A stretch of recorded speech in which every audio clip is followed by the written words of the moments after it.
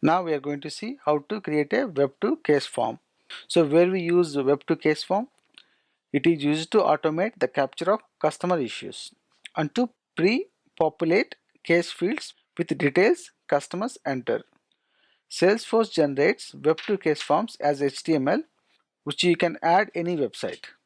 Optionally, you can modify the code with an HTML editor to match the styling of web form to your usual branding. What is the navigation for that?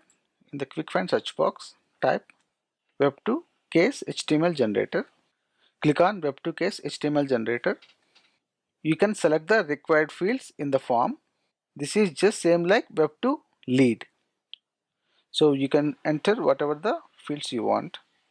Then type the URL the user sees after submits the form. So here take the URL. So I'm taking this blog link.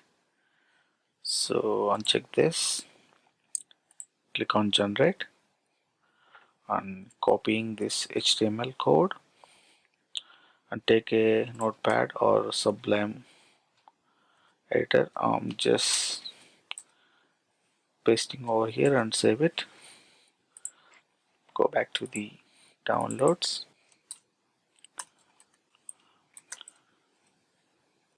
Then click on submit.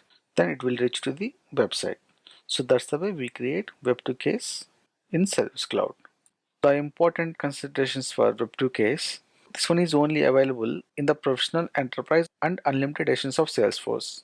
By default, you can capture up to 5,000 cases in 24-hour period. To increase this limit, we have to contact to the Salesforce support. Cases that do not match an assignment rule remain with the default owner.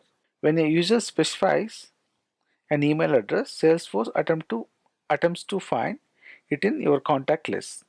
Yeah, that's it on Web2 case.